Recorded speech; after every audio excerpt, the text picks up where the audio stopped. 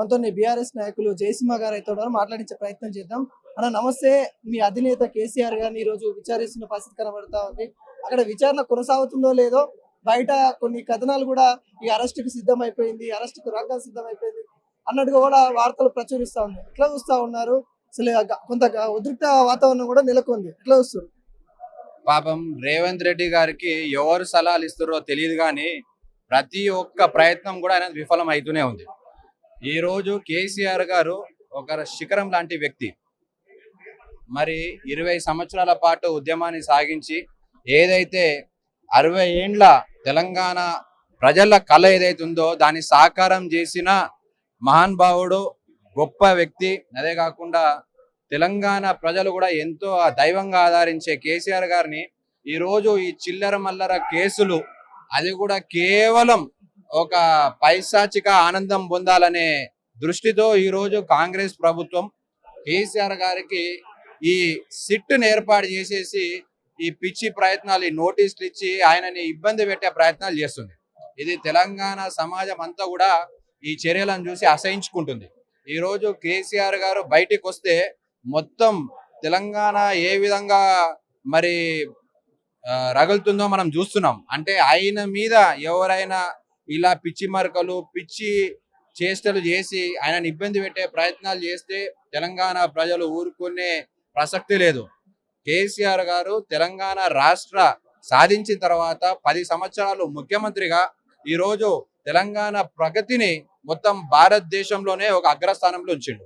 అట్లాంటి నాయకుడిని మీరు 2 సంవత్సరాల నుంచి ఏదో పనికిమాలిన కేసు, ఇది అసలేని కేసు, ఫోన్ ట్యాపింగ్ ఇది అని చెప్పి దీని మొదటి నుంచి మీకేంది ప్రభుత్వ వైఫల్యాలు ఏ విధంగా అయితే మేము ఎత్తు చూపుతున్నామో ఈ మున్సిపల్ ఎలక్షన్ లో భాగంగా ఎట్టి పరిస్థితుల్లో కూడా కాంగ్రెస్ నాయకులకి, కాంగ్రెస్ ప్రభుత్వంకి తెలుసు. మొన్న జరిగిన గ్రామ పంచాయతీ ఎలక్షన్లను వాళ్ళు ఊహించినంత ఫలితాలు రాలేదు. మళ్ళీ అదే పునరావృతం కాబోతుంది. వాళ్ళ సర్వేలు అదే చెప్తున్నాయి. కాబట్టి ఎట్లా ఏ విధంగా అయితే బీఆర్ఎస్ క్యాడర్ ని మరి దెబ్బ కొట్టాలా, వాళ్ళని ఇబ్బంది పెట్టాలా, కేసీఆర్ గారిని ప్రజల వైఫల్యాల నుంచి, ప్రభుత్వ వైఫల్యాల నుంచి ప్రజల దృష్టి మరచడానికే ఇలాంటి ఫోన్ ట్యాపింగ్లు కేసులని మనం చూస్తున్నాము. ఈ ఉన్న మంత్రులే వాళ్ళు ఆ బాటాల పంపకం కోసం కొట్లాడుకుంటారు. రేవంత్ రెడ్డి గారు ఎప్పుడైతే హార్వర్డ్ అని పోయిండో అప్పటి నుంచి ఈ సిట్ డ్రామా అనేది మళ్ళీ మొదలైంది. మొన్ననే సిట్ ద్వారా కేసీఆర్ గారికి నోటీస్ ఇస్తే కేసీఆర్ గారు క్లియర్ గా ఎక్స్ప్లెనేషన్ ఇవ్వడం జరిగింది.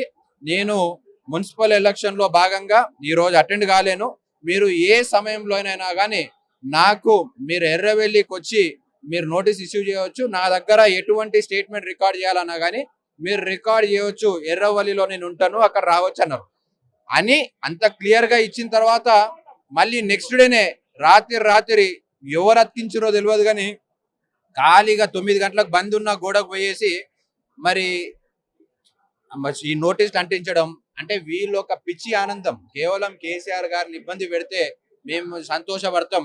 ఏ విధంగా అయితే రేవంత్ రెడ్డి గారు అడ్డదారున 50 లక్షలు ఇచ్చి ఎప్పుడైతే ఎమ్మెల్సీలను కొనే ప్రయత్నం చేసిండో, దానికి ముద్దాయిలక్క ఆయన జైలు శిక్షను ఎప్పుడైతే అనుభవించిండో, ఆయన క్రిమినల్ అని మొత్తం తెలంగాణ రాష్ట్రం ఎప్పుడైతే చూసిందో, ఇది అదే ముద్ర కేసీఆర్ గారి మీద కూడా వేయాలి అని ఒక పిచ్చి ఆలోచనతోనే ఈ రోజు రేవంత్ రెడ్డి గారు, ఆయన కాంగ్రెస్ ప్రభుత్వం చేస్తున్న ప్రయత్నంగానే మేము భావిస్తున్నాం.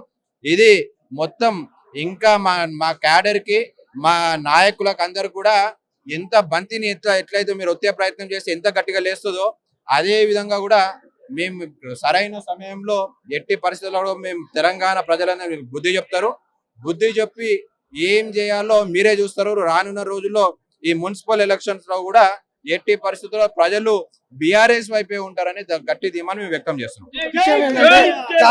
గాంధీ భవన్ లో పెద్దలు కూర్చొని చాలా మంది కూడా ఏంటంటే బీఆర్ఎస్ నేతలు ఏదైతే ధర్నాలు చేస్తా ఉన్నారో వాటిపైన ఒక వ్యక్తికి నోటీసులు ఇచ్చేసి మేము విచారణకు హాజరు కావాలంటే ఎందుకు ఇంతగానం చేస్తా ఉన్నారు, శాంతి భద్రతలు దెబ్బతీసే విధంగా బీఆర్ఎస్ నేతలు చేస్తా ఉన్నారు అనే విధంగా మాట్లాడుతూ ఉన్నారు. శాంతి భద్రతలు ఎవరు కూడా దెబ్బతీయలేదు. మేము ఏదున్నా కానీ శాంతియుతంగానే ఇవన్నీ కూడా చేస్తున్నాం. అంతే తప్ప ఈ రోజు మా నాయకుడికి ఇబ్బంది పెడుతుంటే మేము అతనికి మద్దతు తెలపడానికి వచ్చినాం తప్ప ఏడా కూడా మేము ఏది ప్రభుత్వ ఆస్తులను ధ్వంసం చేయలేదు, ఎవరిని ఇబ్బంది పెట్టలేదు. ఆ పెట్టే ఆలోచన కూడా మాకు లేదు.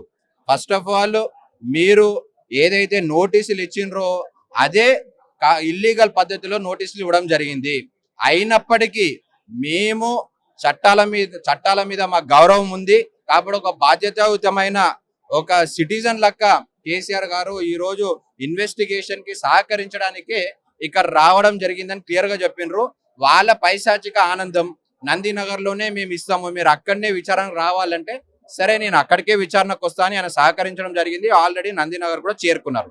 ఇంకా దానికన్నా మించి చెప్పేది ఏం లేదు. సరైన సమయంలో ప్రజలు వీళ్ళకి ఎట్లా సమాధానం చెప్పాలో అట్లనే సమాధానం చెప్తారు. కాంగ్రెస్ పార్టీ అనేది తెలంగాణ రాష్ట్రంలో భూస్థాపితం కాబోతుంది. ఇది మీరు రాసి పెట్టుకోండి. ఇంకా 20 సంవత్సరాల్లో కాంగ్రెస్ అనేది ఆల్రెడీ ఆంధ్రప్రదేశ్ సపరేట్ ఆంధ్రలో అసలు కాంగ్రెస్ లేదు, ఇక్కడ కూడా భూస్థాపితం అయ్యబోతుంది అనేది 100%.